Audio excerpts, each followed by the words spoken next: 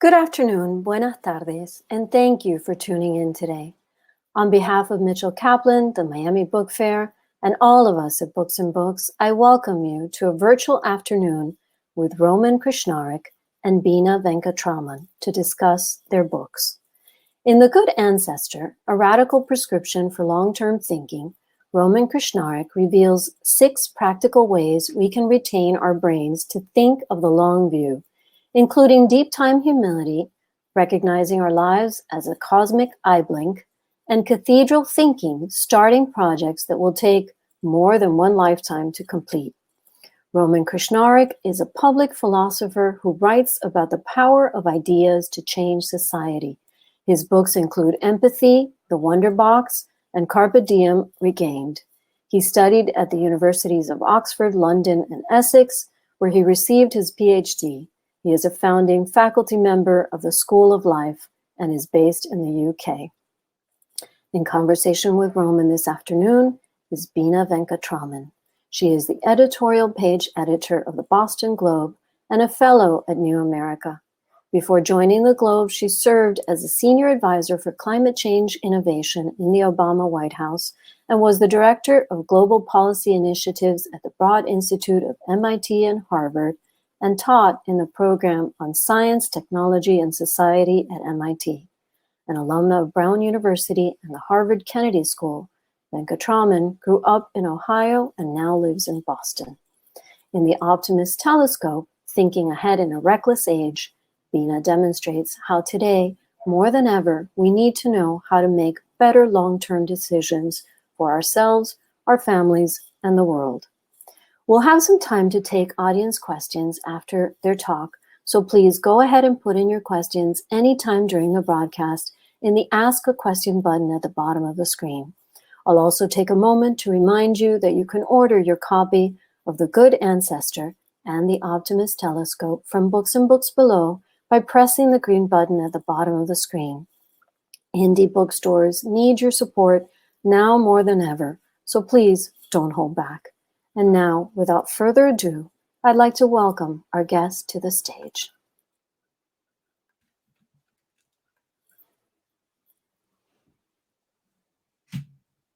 Roman, hello. Hi there. So hello to all of you. And just so you know that Bina and I are each going to speak for about 5 minutes introducing our books and then have a conversation. And then we're going to have the Q&A. I'm delighted to be here talking with Bina about her book, The Optimist Telescope, but also in relation to my book, The Good Ancestor, because they're both really about how do we think beyond the here and now, beyond the tyranny of the present. And it can almost seem impossible that we should be thinking about this now, particularly in the immediate crises of COVID-19 and of the attacks on the Capitol in the US. How could we possibly try and send our minds beyond the here and now? But this is exactly what we need to do and what I tried to do in my book, because we are faced, I think, as a species by multiple long-term challenges. The great challenges of our century are ones that are extending decades into the future. We need to think about public health in the long term. Think about COVID-19, not just as an immediate crisis, but think about the long-term mental health impacts of COVID-19 or the next pandemic that might be on the horizon.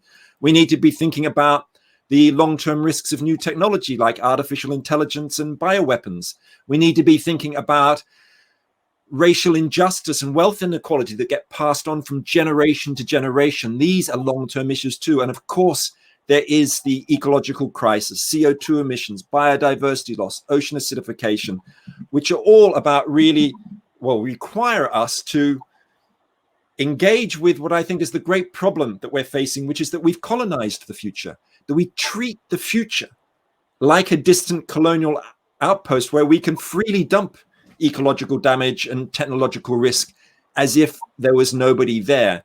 And the tragedy, of course, is that future generations aren't here to challenge this pillaging of their inheritance. They have no political rights or representation or voice. They have no influence in the marketplace. And it can be quite hard, I think, to grasp the scale of this injustice. And this is something I explore in the book, which is the reality is that, there are 7.7 billion of us alive today, but in the next 2 centuries alone, tens of billions of people will be born. And there's a real question there of how are they going to remember us for what we did or didn't do when we had the chance, what legacies are we going to leave? And my book actually begins with the story of the great immunologist Jonas Salk, who developed the first polio vaccine back in the 50s. And he asked a question, which is central, I think, to the way I'm looking at long-termism, and I think Bina is too, to many extents, which is, his question was, are we being good ancestors? In other words, how are we going to be remembered by those generations to come? And my starting point for looking at that, at that issue, is to look inside our own brains, because I think there's a kind of tug of war going on in the human brain between what I think of, on the one hand, the marshmallow brain, there's my marshmallow, which is the part of our brain which focuses on short-term rewards, instant gratification. That's all about pressing the buy now button. And it's an ancient part of the brain wired into us. But alongside the marshmallow brain, we have this acorn brain, which is the part of our brain which focuses on long-term thinking, planning, and strategizing. And there's always a struggle going on. Do we upgrade to the latest iPhone or plant a tree in the ground for posterity? Do we party today or save for our pensions for tomorrow? And the good news is actually that human beings are really good at using their acorn brains. You may not think so if you're constantly swiping the buy now button or thinking about those politicians who can't see beyond the next election or even the latest tweet. But how else would it be that we had built the pyramids or the Great Wall of China or voyaged into space without actually having an acorn brain we could utilize? One example I absolutely love, an example of cathedral thinking that you heard about in the intro, that comes from Britain in the late 19th century after the Great Stink of 1858, a public health crisis where raw sewage had been dumped in the Thames, tens of thousands of people have been dying of cholera. The great engineer, Sir Joseph Bazalgette, and 22,000 workers built London's Great Victorian sewers. And he built them twice as big as they needed to be, with very expensive bricks and really expensive cement. And the reason they are still used today was because of this cathedral thinking, or really sewer thinking vision, a long-term vision in public healthcare, public policy. And that is exactly what we need to embrace today to deal with the climate crisis and those technological risks that I was talking about. And what I found by researching my book, The Good Ancestor, is that there's a community of time rebels, of organizations and individuals in the arts, in politics, in economics, circular economy movements, all sorts of things, who are dedicated to taking the long view. And those time rebels are where I get my inspiration. I hope we're going to talk about some of them. I'm sure that we will. But at this point, I'd just like to say that the question is, are we being good ancestors? And let me now hand over to Bina. Thanks, Roman. It's wonderful to hear you articulate some of the important ideas in your wonderful book, and I can't wait to talk with you more and be in conversation about it. I'll just say a few words about the Optimist Telescope and about my thinking around these issues so that we can have a little bit of an introduction. Hello, everyone. Good afternoon, buenas tardes, or if you're abroad in Europe or the UK, good evening.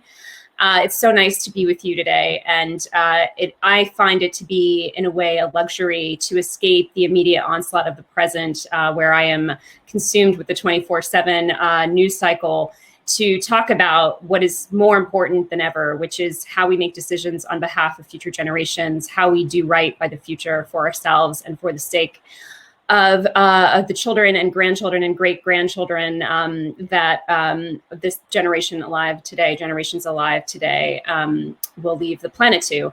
So I've been obsessed with this idea of thinking ahead and how we can do better at it for almost a decade now. And the concern of my work and of the book, The Optimist Telescope, Thinking Ahead in a Reckless Age, is really, how do we get better at planning for the future so that we can avoid foreseeable disasters, and so that we can imagine a better future for the sake of ourselves and for future generations? Because the imagination of a better future, I think, is a precondition to bringing about a better future in many instances, whether it is about envisioning putting a person on the moon before you can actually do it, or about envisioning a society that can thrive with clean energy and resilient communities and in a sort of more equitable way of dealing with each other and the planet. So I do think this idea of failures of imagination is one that we see on display today, obviously. So even with these attacks in the US on our sort of central symbol of democracy, our capital here. There was much about that was foreseeable as a disaster. The threats were, in the short term, being detected online, people posting, the President of the United States calling on people to actually do this attack for weeks leading up to it, the morning of the attack, but also even going back further. If you look at the way that extremists, right-wing, white supremacist, and fascist extremists have been organizing online and talking about these attacks, being inflamed by the rhetoric of our current president. And yet, so many people, including law enforcement, were caught flat-footed, and so many people were surprised by these events. I think, all of us are shocked, even if we're not surprised by them. And certainly with the pandemic now worldwide, I think there was much about this pandemic, of course, that we couldn't foresee, the nature, when it would happen, how this zoonotic disease would spread from bats to humans. But a lot of it, anticipating that such a pandemic, an airborne coronavirus, could spread around the world, was very much on the minds of leading thinkers, epidemiologists, the World Health Organization, well before this happened. And yet still, we were caught flat-footed. In the book, I write about examples that, of course, predate the world we're in now, because the book first came out in August of 2019, and the paperback came out just recently in the late summer of 2020. And one of those is the Ebola epidemic in West Africa of 2014 to 2016, roughly, which took about 11,000 lives, which, of course, now pales in comparison to the toll that COVID-19 has taken around the world.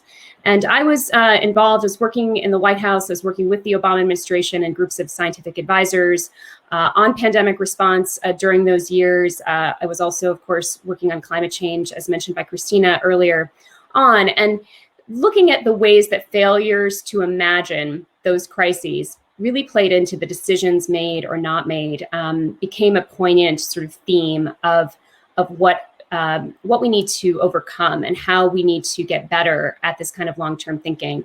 So that also comes into play, of course, with climate change, where we're dealing with unprecedented disasters. The scope of wildfires that overtook Australia and the Western United States last year were kind of unfathomable because they weren't in the immediate experience of most people. They were unprecedented scopes of crisis. And so we really need this capacity to make imaginative leaps, to be able to think about the future in a very different way. And I would say that that's true not just for future disaster, but also for future possibilities. So recently, I've been thinking a lot about our social media environments and the platforms that gave rise to extremists and the conversations that we've been seeing erupt about free speech and about hate speech and about incitement of violence and why this kind of radicalization is happening online.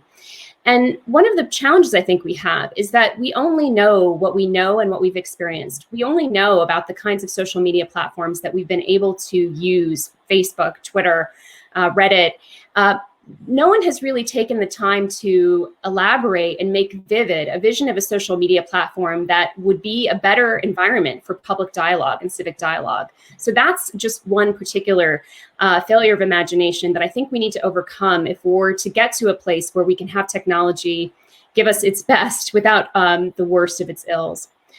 So how do we match the scientific prowess that we are increasingly getting, both to change the future, engineer the planet, engineer humans, develop sophisticated vaccines, live much longer lives, extend our lifespans, with the foresight and imagination we need to use those responsibly on behalf of future generations? That's where I try to get. Well, some of the tools that I talk about and think about and have discovered in this work include bringing in longer historical thinking. And I know this is something Roman thinks about as well. So I write about, for example, the engineer who designed the nuclear power plant in Onagawa, Japan, which was a place of refuge for people during the 2011 Tohoku earthquake and tsunami that hit that region. We all know about what happened in Fukushima. At Fukushima Daiichi, there was a nuclear meltdown. In Onagawa, the nuclear reactor and the station itself was safe because of how it was built farther back from the coast at higher elevation and with a higher seawall. And it was the historical thinking, the knowledge of a tsunami that had flooded his hometown shrine in the year 869 that led this engineer, Yanosuke Hirai, to actually plan ahead. So extending that kind of thinking is one of the methods. The other, and I mentioned this, is to develop a kind of imaginative empathy. And there are tools we can use to do this, including writing letters to our future selves, to future generations, to be open in the future. And some of the techniques that Roman writes about that I want to talk with him about, I think are really important for imaginative empathy because of exactly what he identified, which is that future generations are not in the room when we make political decisions, when we make business decisions, when we make individual decisions about how we're going to use resources, whether we're going to drive our cars all the time or whether we're going to ride our bicycles. The future is not well represented in those decisions. And so we need a kind of an empathy that I think is different than the empathy we have for the people who are right in front of us. And there are tools we can use to hone that. And they include technology, they include virtual reality, all kinds of tools that we can use. And finally, I would say we need to become more adroit at when we cannot imagine the future, still acting on behalf of the future. So in 1970, Alvin Toffler wrote a book called Future Shock, which was about the sense of alienation that one can feel in one's own time because of the pace of technological change. I love that you have every book to kind of wield. Thanks, Roman, for the visual aid there. Toffler wrote about this sense of alienation and sort of feeling of disorientation we can have in our own time. And of course, since 1970, in the past 50 years, that pace of technological change has only become more rapid. It's only become more dramatic. Who could have imagined the way we communicate now 50 years ago, the way we travel now? Of course, not right now. No one's really traveling right now. But the fact that we're having this event in the way we're having it. So that kind of disorientation makes it difficult for us to actually imagine the kind of world that future generations will have, because technology and other factors will come into play that are just frankly not predictable on the kind of timescales for which we are actually implicated and responsible because of our decisions. So we know that hundreds of years from now, our decisions today will be still reverberating when it comes to climate change, for example, or nuclear waste. But we don't know exactly what those people will be like. Will they be able to use nuclear waste in some way that we can't fathom today? And so with that humility, I would say, about where our imagination can't actually be adequately enhanced, we need other methods to think about future generations and value them. And for this, I write about really the metaphor of the heirloom. I have an heirloom that I got from my great-grandfather that really, for me, became a vehicle for understanding how we can do right by future generations and be better ancestors in the present with this lack of knowledge. And the idea of leaving shared heirlooms, of deciding what's been valuable in the past, clean air, knowledge, scientific knowledge, thinking of Jonas Salk and him leaving in the public domain, not privatizing the polio vaccine, so that it could be used, the idea that would be used by future generations, leave future generations those options for the future, is a kind of shared heirloom. And that, I think, is sort of the sweet spot where our work really intersects, Roman, which is in that thinking about how do we do right by future generations? How do we become better ancestors? Bringing this wealth of tools, your paradigms and sort of methods of thinking, and really the practice of them, I think, is something that the world really needs. And I'm just delighted to be a fellow traveler with you. I never thought of myself as a time rebel, but now I'm really excited. I feel like we need T-shirts. I think we need some sort of, cool time rebel paraphernalia to make this official. Well, let's do a joint design of Time Rebel T-shirts, because you are undoubtedly a time rebel and have been for years. And as you were talking, I guess I had a question coming to my mind, which is probably going to take you back into that Boston Globe newsroom in a way, or the editorial room, because, one of those things I was thinking about was Biden's first 100 days, obviously, that, let's assume there is a smoothest transition to power in 12 days' time. And on the one hand, there's he's got kind of Congress on his side, as it were, not the judiciary, but Congress. On the other hand, there are these immediate firefighting issues for him to deal with. So what should Biden be doing in the first 100 days on behalf of future generations? What could he do? What should he do? What's your view? Excellent question. And it's been on my mind. I confess it was on my mind a lot more before the events of Wednesday, but I do think it's related. So there are people who believe that right now, the only important thing is to get Donald Trump out of office as soon as possible whether that's really inauguration day when the natural transition would happen through some sort of resignation or a forced removal. I won't go into the details of that. But really, if you think about what it is to leave a democracy as a shared heirloom to future generations, what it is to do right by future generations, to me, that means that there must be consequences for the trampling of democratic norms. We have to be able to preserve the integrity of the democracy for future generations. And this is not about a witch hunt. This is not about revenge or vindictiveness, which I think, frankly, some people do feel towards this president after they've seen, not just the events of the past week, but really the events of the past 4 years.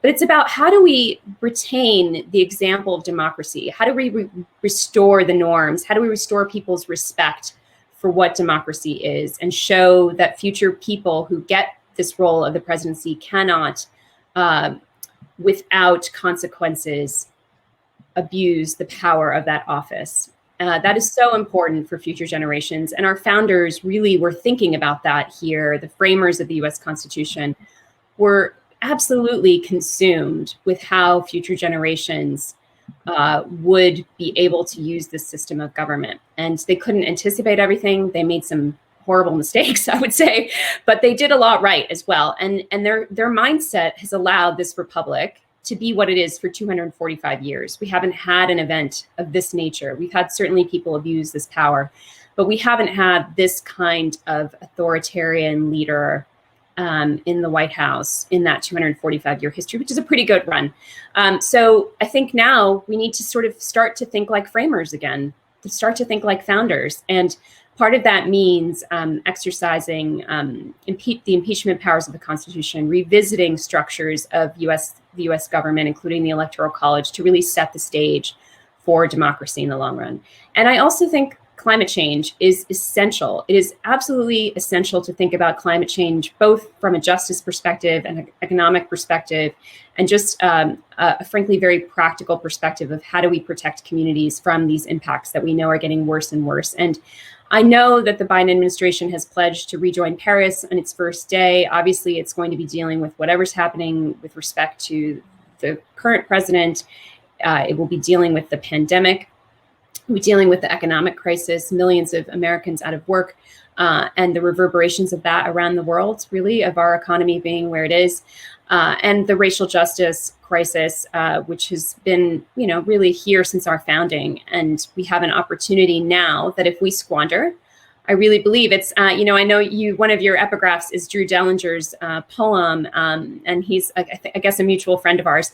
But he talks about, being awakened in the middle of the night and visited in a dream in the middle of the night by his great-great-grandchildren who are asking him what he did. And I think if we squander this moment to achieve greater racial justice in this country, we will have that. We will have that haunting as well. So I do think it's putting these priorities in place, but even more so, just thinking about the policy measures that need to happen in the immediate term. There's a way to respond to the pandemic that is just about putting out the fires, and there's a way to respond to it that is about building an infrastructure, public health infrastructure that is more equitable.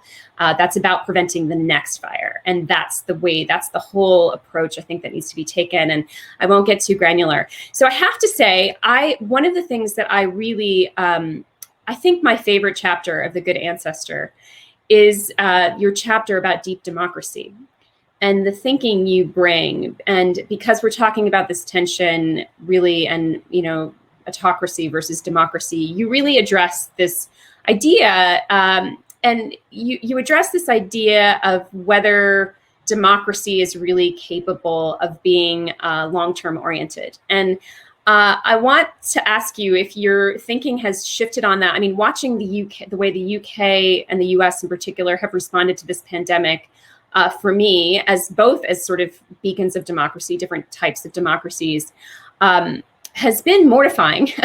And I just I want to kind of hear your thoughts on how just the fact that we live in these democracies that have become sort of driven by populist movements recently. Does that bear on whether we've been able to think long term in this chapter of the pandemic? Well, I certainly think that the way democracy appears to operate in the UK and USA, so many other countries, just shows the fundamental problem of the short-termism that's built into our political systems. The fact that our politicians can barely see beyond that next election or beyond that next headline, and that has also color the way that they have planned or failed to plan for pandemics, and the way I think that in the National Security Council disbanded the pandemic unit in 2018, that kind of thing. Whereas countries like Taiwan that had those plans in place have dealt with COVID much more effectively. But there are larger questions here about democracy itself, because certainly over the last 30 years, we've seen declining faith in traditional political parties across the world, and democracy as a system. And something I've increasingly heard in the last 10 years from people on both left and right and center, green, non-green, which is that the only way we can deal with our crises of our time, like the climate crisis,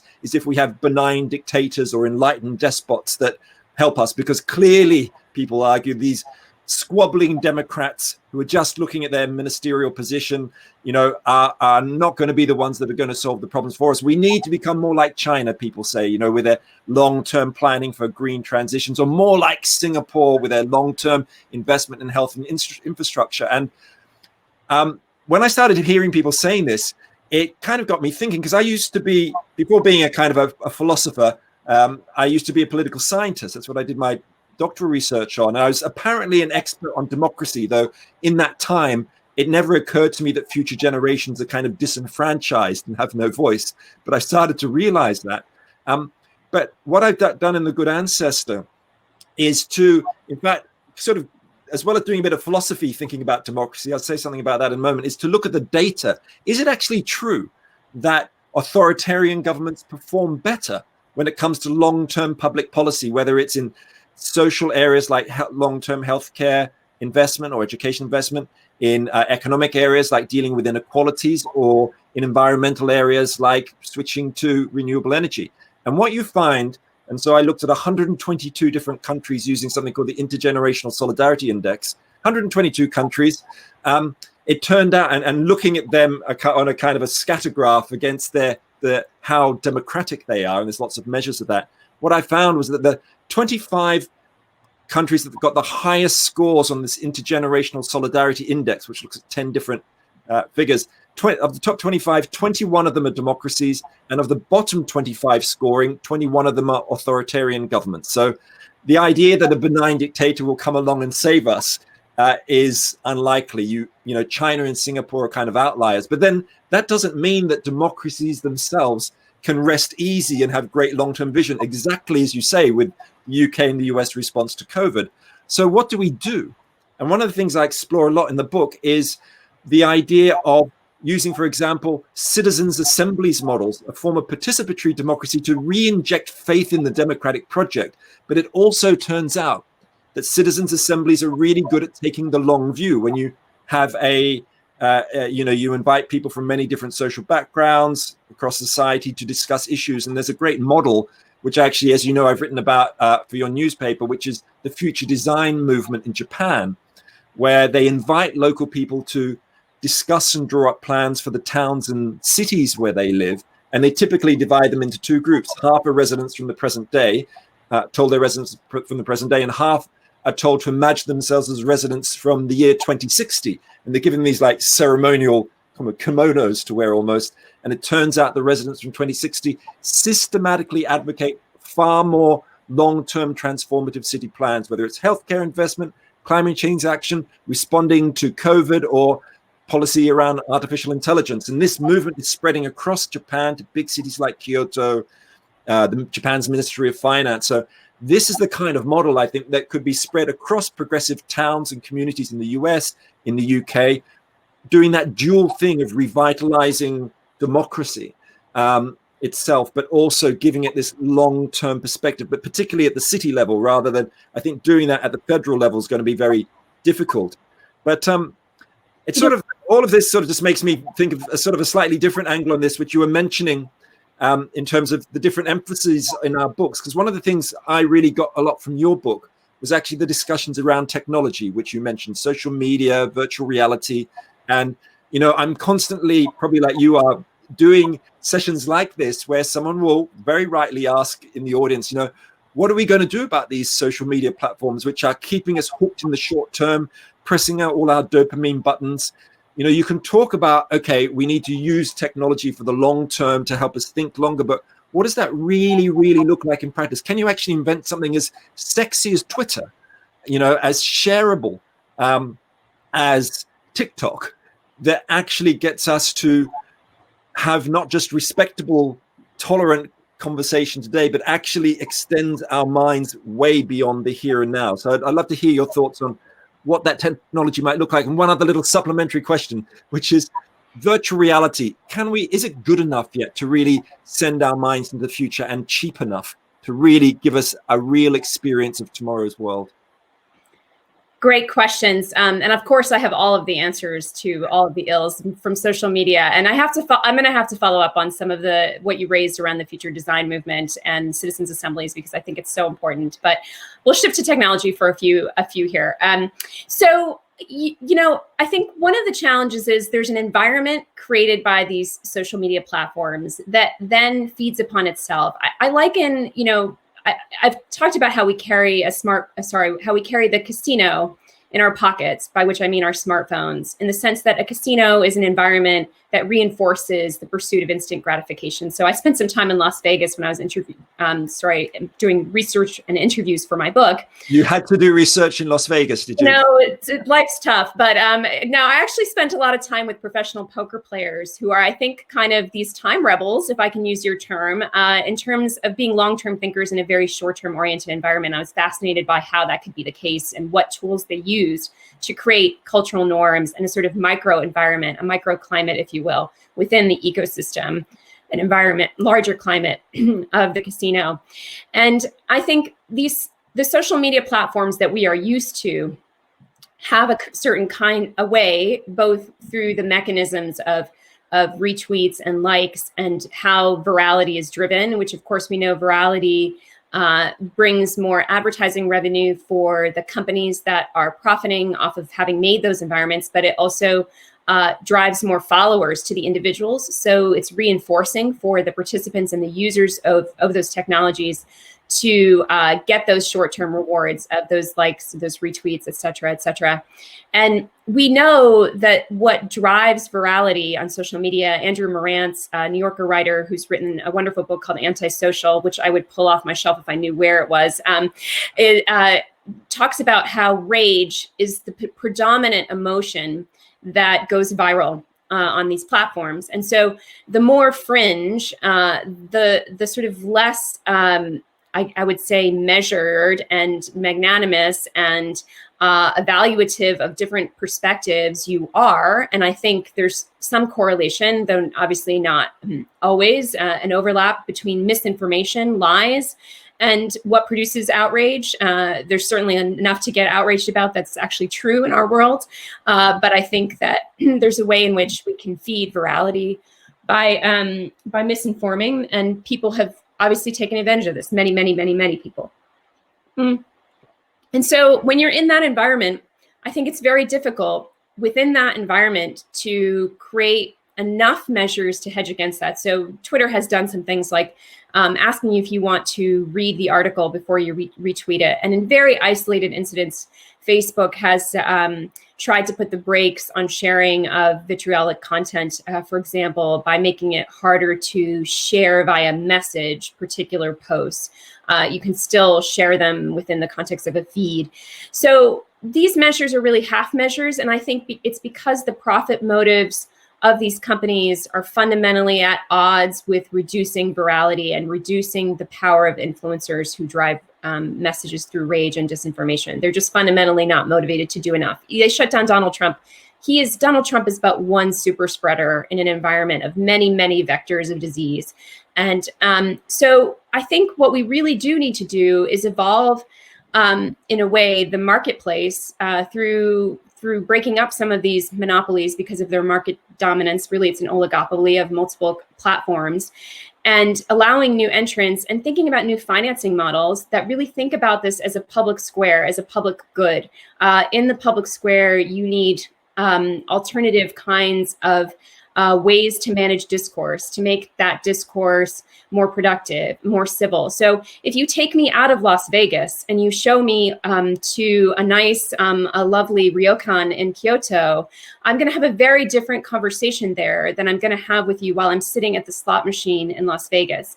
And so we have to imagine the ryokan, we have to imagine the temple in Kyoto when it comes to social media. And there are some thinkers that are starting to do this. Ethan Zuckerman, who was formerly at MIT, the director of civic media, is one of them. Eli Pariser, and they're really trying to imagine how would you put the brakes on some of these particular kinds of virality? How would you create not an environment that censors in any way free speech, but an environment that cultivates better kinds of speech and that still is sexy enough that you want to be there, that still has the user interface, that still has the ability to share ideas. Annalee Nouette's a science fiction writer and science writer is another person who's thinking about this a lot. So can I just interrupt you slightly? I know it's a bit naughty, but as you were talking there, I was just thinking about this conversation I had the other day with a big sort of billionaire tech CEO person.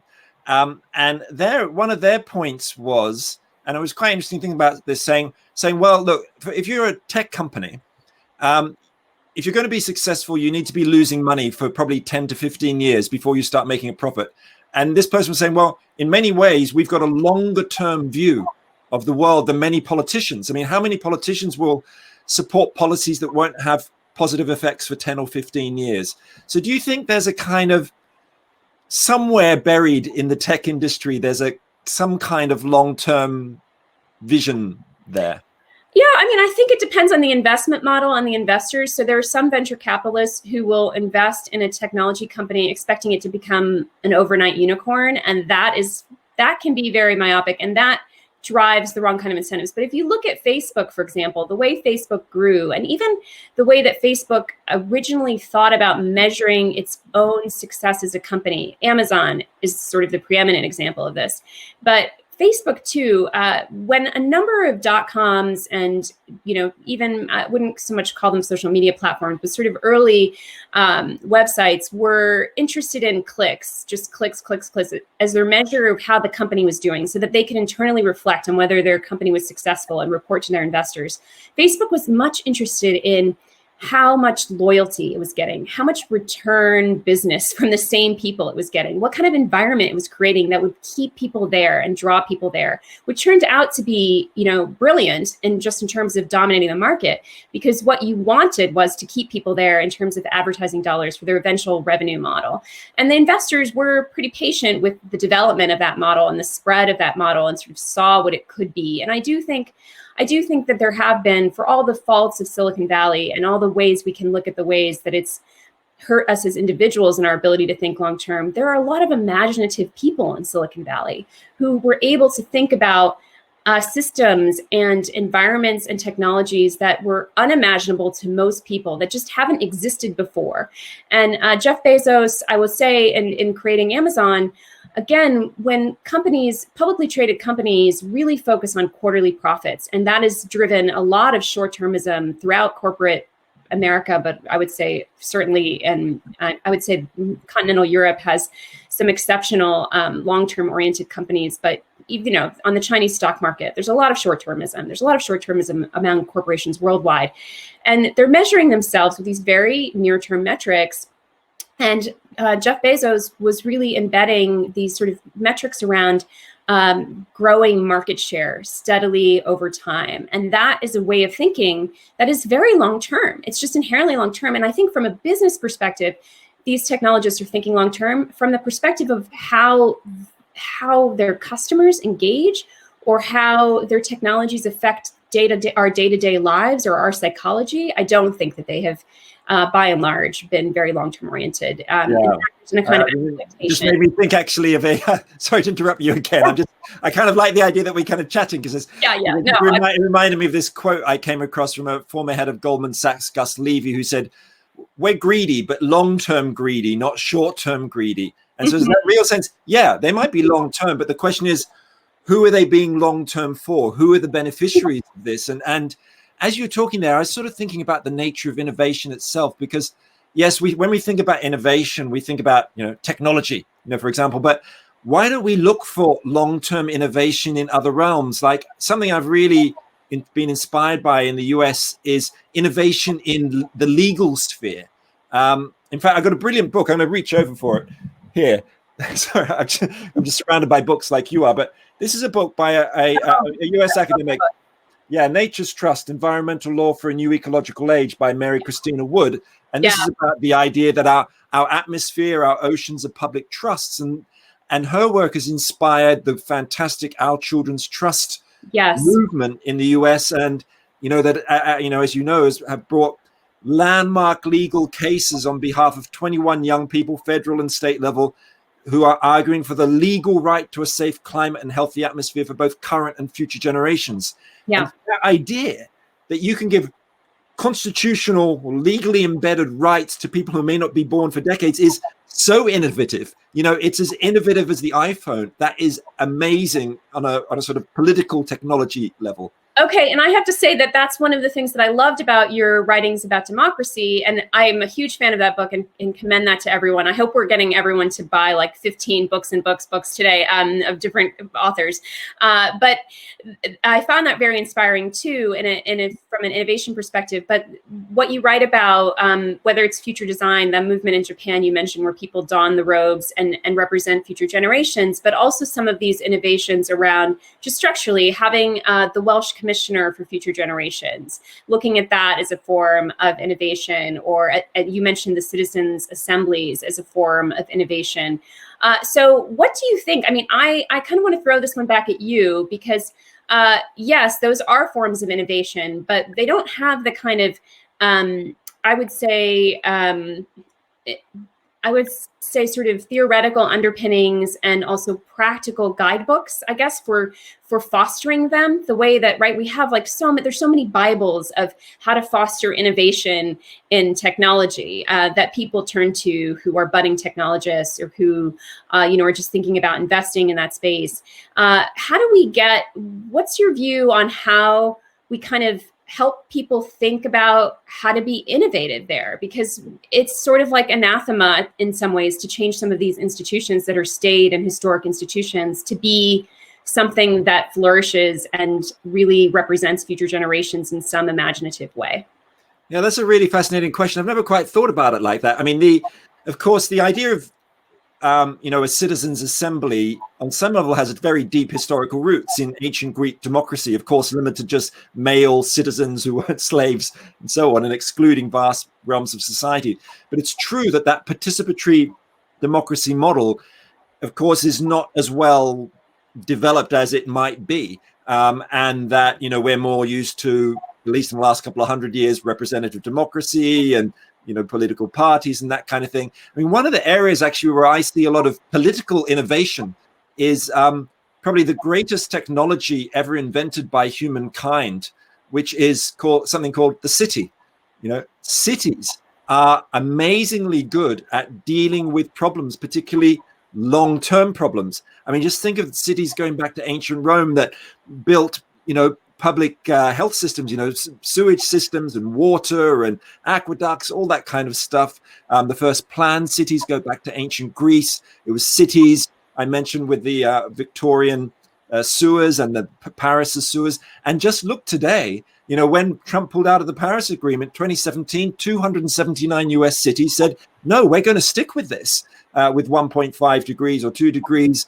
And they represented 1 in 5 Americans. Cities like So what's your theory of why that's the case? Why is the city a more powerful unit for long-term thinking? I guess partly because cities have to solve problems in order to survive. Right. They're on a floodplain, so they've learned to deal with that, like Shanghai has dealt with it, or, other places have learned to deal with it over time. Cities are really good at mixing people together as well. They're schools of tolerance. And, historically, cities have been able to thrive through mixing people together and have been, listening to people's voices. But I think it's also something to do with the nature of decentralization itself. When you're closer to citizens, you're more likely to make the kinds of decisions that, benefit them and and also those citizens are thinking about not just themselves, but the next generation, their children who might be living in their very city, like that future design movement. people there have been willing to pay higher taxes for their water taxes because they know that investment in water infrastructure is going to help their kids and grandkids. So I think there's a kind of beauty in cities. What do you think? Well, no, and you write about this very poignantly in the book, and I can't help but agree with you on just having seen a lot of the climate action that's been done at the city level, from the Bloomberg affiliation of worldwide cities to the C40 movement, and how they've done that. And I was curious to ask you, I mean, I kind of wonder, you also write about some of the ways that national governments can kind of tap into future generations, thinking whether it's through lawsuits where the constitutional rights of future generations are asserted by the young, or these kinds of commissioners like we talked about in Wales or Finland. But I mean, if you had a magic wand, would you take us to a more decentralized, would you take us to Athens and Sparta, not from a cultural, sociological point of view, but just from a point of view of structuring government? Because you're a political scientist, I have to ask you this. I would definitely, I think, massive decentralization has to be one of the answers to this, a kind of subsidiarity, making decisions at the lowest level possible. And in fact, that intergenerational solidarity index I talked about, although this is not in my book, when we correlate, there's a very strong correlation between long-term public policy and decentralization. So countries like Switzerland, for example, the classic examples. But that decentralized approach, I think, is not enough. You also need to set the general frameworks. That's why you need constitutional rights for future generations. I think you need that level. And I think something we haven't talked about, and we probably need to switch to the Q&A in a second, but which is, I mean, you were talking about this a bit, about restructuring our economies. You know, how do we create more regenerative economies, more circular economies that are within the bounds of the one planet we know that sustains life? And I think that's another challenge. But do you have any sort of immediate thoughts on that? How do you balance? How do we get massive economic transformation in fast enough time? Well, I do think, there's an analog there. I think of Schumacher and Small is Beautiful, and the scale of economy that can deal with problems from both an immediate needs perspective, but also a visionary perspective that looks ahead. And there's some innovations now happening with alternate currencies. It's a way to shore up small businesses in small towns in Europe and in the US that I think are going to be interesting tests of that, at a time when it's so hard and sort of intractable to get direct aid or direct cash to these small businesses for some reason, right? Our structures of big D democracy are sort of failing them.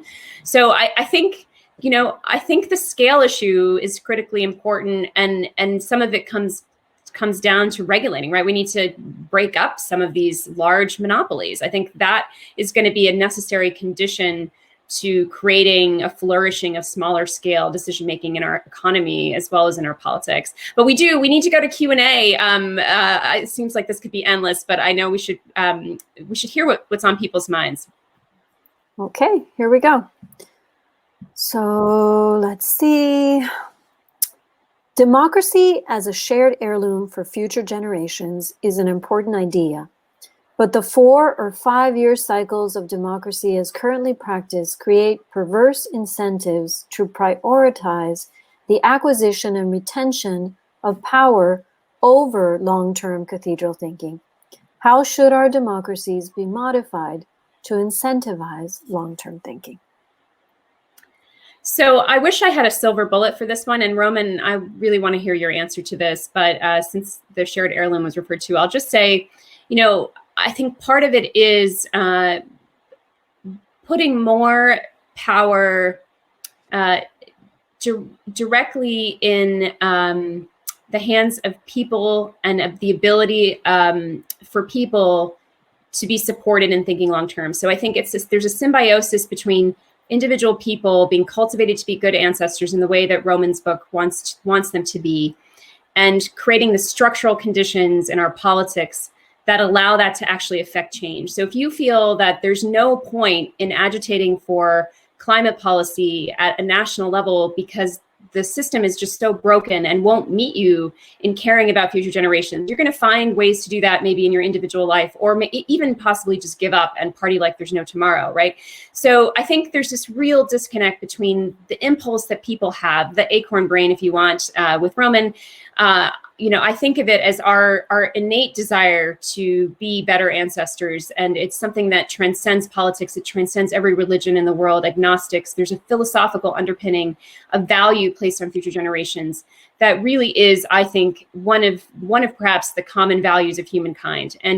And so there's something broken if human beings have that and our politics cannot reflect that. And it's many different aspects of the structural barriers that need to be tackled, including, campaign finance. If you have corporate lobbyists that are only interested in the short term, that's going to be, and fossil fuel extraction, for example, that's going to be a huge impediment to having those human values reflected in how a system of government works. Certainly election cycles are a problem, but I think if we could create more accountability for the long-term impacts of policies. So the fact that people have amnesia when a politician comes into office and they've inherited certain economic conditions, there's a delay. We need better education about the fact that when you put in place certain monetary policy instruments, or when you put in place certain structural features in a democracy, that they take time to actually play out. And to take us back to ancient Athens, I think of Solon, who was, an architect of many democratic reforms in Athens, including banning the practice of enslaving people for being in debt. And one of the things he did was he locked in those reforms, and then he traveled. He left, and sort of because he didn't want people to pressure him to change them, and they needed time to play out. And so I think there's this real kind of dance that needs to happen between people having the patience and the memory to hold accountable our politicians and our institutions for the long-term effects of what they do, and reform to those systems. Roman has even more specific things to say about this. I don't know about that. I mean, we've looked at this issue of democracy a bit, thinking about future design in Japan and the legal issues. And I mean, there are other key issues, I think, to think about with respect to how governments make policy, like the idea of discounting, which you discuss in your book and I discuss as well, that idea that, which is a kind of technical subject, but just like the further and further someone is away from you, the smaller and smaller they look. When governments are making big investment decisions, the further and further people are in the future, the less value is given to their interests. And what it means is that when a government's deciding whether to do long-term investment in, a tidal power, renewable power system or something like that, they are front-loading the interests of current generations, and future generations are being kind of written out of the calculus and cost-benefit analysis. So that has to be challenged, and just raises something like, when I've been talking to a lot of politicians in many countries about these issues, and often I want to talk to them about something technical like discounting, but the way I do it is to talk about the legacies that they're going to leave as politicians. What legacy do they want to leave? Because whether they are of the left or the right, most of them do want to leave something for their children, for their grandchildren. And so I often talk about my own daughter. I think, I'd say to them, my daughter's 12 years old. She could well be alive in the year 2100. Okay, that future is not science fiction. It is an intimate family fact. And if I care about her life, I need to care about all life, because she is not alone in the world. She's part of a web of relationships, but also part of the web of the living world, the air she breathes and the water she drinks. And certainly I found that is, I'm not saying it totally gets politicians to suddenly stop thinking short and only thinking long, but it is one of the bridges to get them to think like that in their own lives, to tackling, I guess, the democratic deficit on a wider level. I think we've got some more questions to come though too. Okay, here we go. Regarding social media platforms, developers originally saw them as furthering democracy. They've helped dissident movements, the Arab Spring, but also provoked genocide, Rohingya in Myanmar. If we have better platforms, extremists will still be there, but on more hidden platforms. So some optimism to improve, but how to diffuse extremism? That's your special subject, Bina. Yes. So I won't pretend that I have a silver bullet answer to this question. And I do think it's important to be clear that the platforms don't either create the dissident movement that allows Tahrir Square to happen, or nor do they create the genocide on the right. These are accelerants of particular calls to carry out different kinds of actions, whether it's peaceful protest in a democratic sense to resist an autocratic regime, or it is to carry out an act of violence or to organize some sort of act of violence. And so the problem really is the way that these things, these particular efforts are spread, and also a level of untraceability that has been built into them. So it's been very difficult to see what other people see. It's not like a bunch of pamphlets are being distributed in a neighborhood that say, round up this group of people, which we know has happened in our history. Instead, there are messages that are being micro-targeted to particular groups of people, and then they disappear. The record of who has seen what disinformation, what rallying cry can sort of disappear from the point of view of accountability. So I think there is just a fundamental need to create more transparency, to create more breaks on the virality of hateful and vitriolic and violence inciting content. Obviously, to have a credible way for voices to still be heard of protest, of dissidence, of disagreement, of any political ideology. And I don't pretend that that's an easy problem to solve, but I know that it's been proven to be incompatible with the business model of these existing social media platforms. They have the technologies, they have the capability to do much, much more of this cultivation of a robust public dialogue grounded in truth than they do. Can they solve it entirely? Perhaps not. But they have the resources and the know-how and the technologies to do it, and they don't have the motivation. And so we need to fix something deeper in order to fix that problem. Yeah, I actually agree with that. And it actually just makes me think of this wonderful project I came across some years ago, run in Israel, Palestine, and it's run by an organization called the Parents Circle. And what they created was something called the Hello Peace telephone line. So this was some years ago. And the way it worked was that there was a free phone number put up all over Israel, Palestine, and any Israeli could call this phone number and they were immediately put through to a Palestinian stranger who they could talk to about anything for up to half an hour. And Palestinians could call the same free phone number and be put through to an Israeli. And in its first 5 years of operation, over 1 million calls were made on the Hello Peace telephone line. And of course, it was a grassroots empathy building project. But I'd love to see social media technologies who, as you say, have got the technology to create these kinds of conversations across all sorts of social divides, that the online world is ready for this. Of course, it happens to some extent, but there of course is too much siloing. But there's no technical problems with this. You just got to invent the cool app to do it. Yeah, absolutely. And there's an effort called Europe Talks, which had people actually organized by algorithm who disagreed with each other on issues like Brexit or disagreed with each other on serious political issues and debates, and paired them up to meet in person to have dialogues. And it was wildly popular. Hundreds of thousands of people did it. I think that kind of thing, right? If we could actually be proactive about having environments for people to have conversations across ideologies and cultures in that way, that it could go a long way. And you're absolutely right, Roman. We have the capacity to do it. I think we need to go to Silicon Valley together, Bina, and do a pincer movement on the tech companies on this issue. I like it. Yeah. So here's a question. My concern remains, we're speaking about future without involving young people. They should have their say in decisions. I feel that we will find it difficult to engage in change and building a future that we will not see ourselves without looking at a major reform in our education system. Maybe I'll just a brief response to that. A couple of days ago, I was doing an online event with a movement emerging in the Netherlands of young people who are committed to intergenerational justice. And one of the things we were talking about were these citizen assemblies where young people should absolutely be involved at all levels. This is not just something for over 18s or over 16s.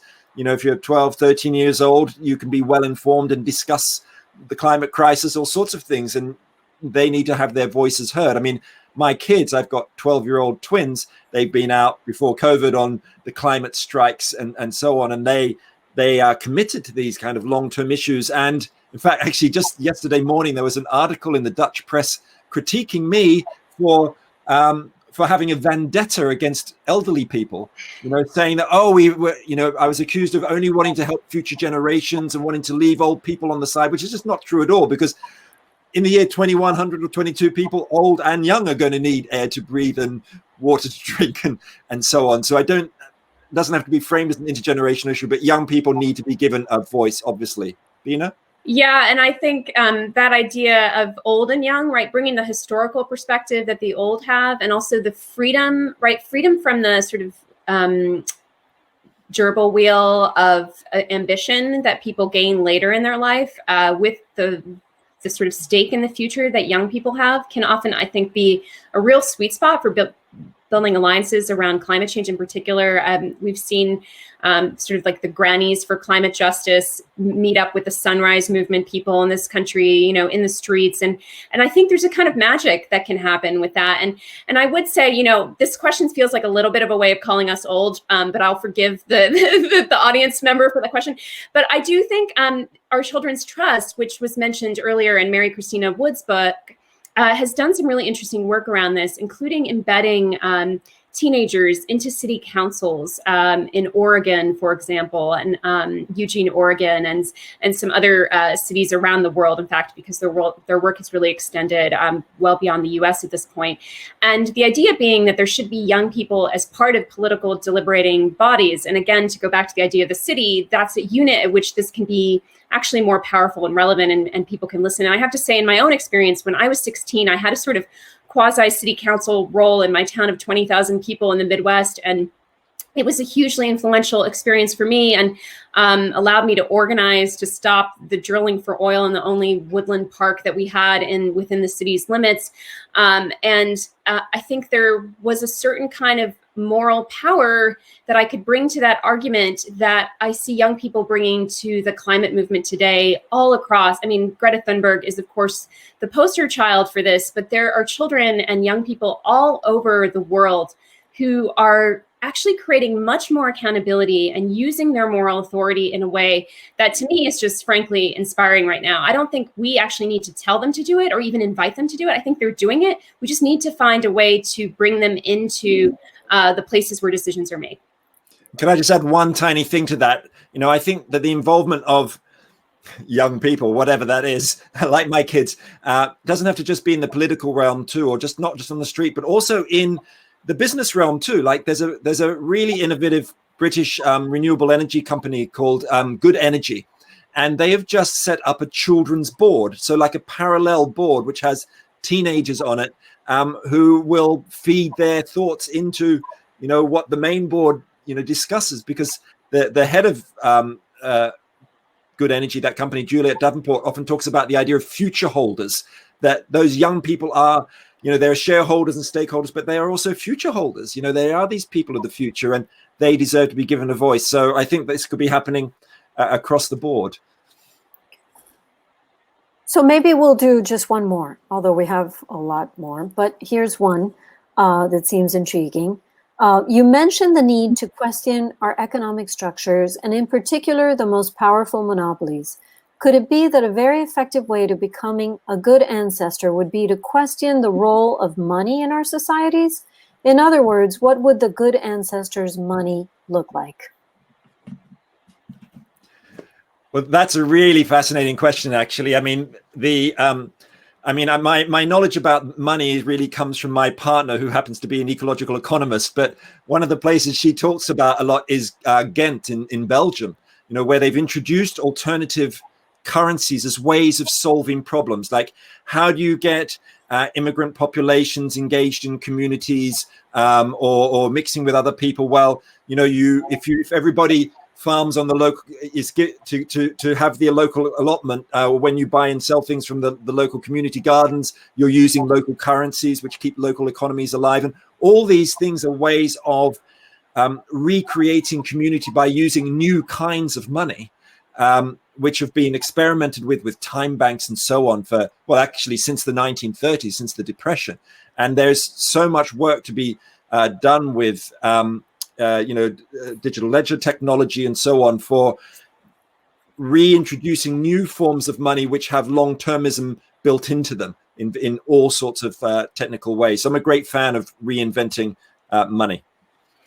And I would say it goes beyond just sort of money, and, you know, whether it's the paper or you think about the transaction system, to really thinking about the investment ecosystem and the structure of investment and the rules of investment. So right now, you know, there's very little to motivate companies to make long-term decisions from the investment point of view. There's very little check on the investment community to actually be long-term oriented. And there are ways of changing that. We know, you know, you can create different measures other than quarterly profits for a company and have investors asking about how you're meeting those metrics, or those milestones, as I would call them, really, because they're more proxies for future impact.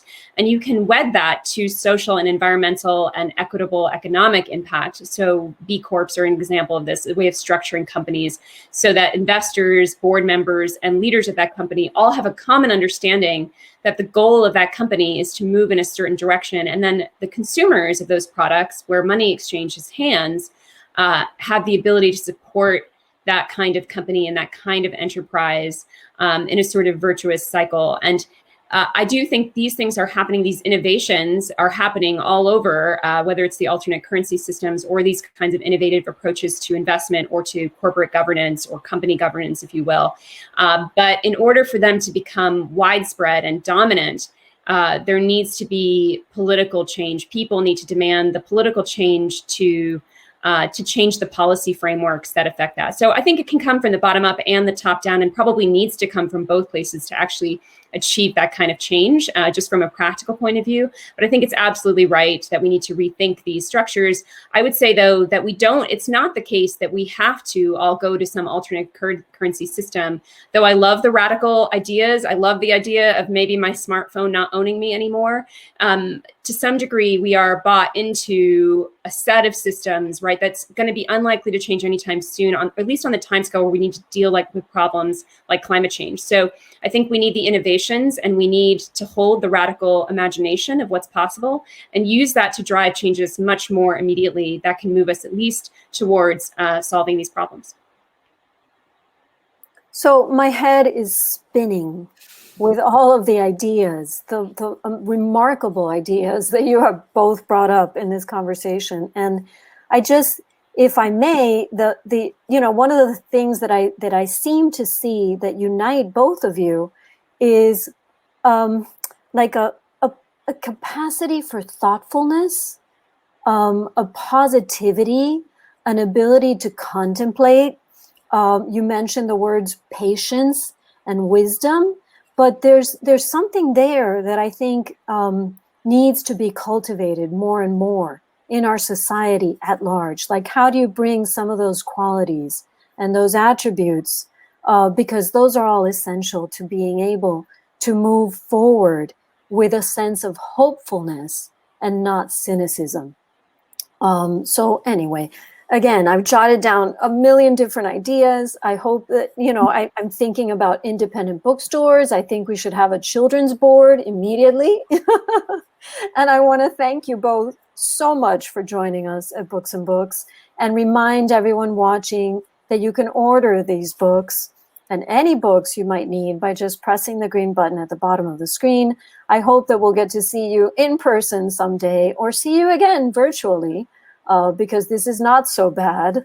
It's amazing that we can have both of you together here in our little virtual bookshop.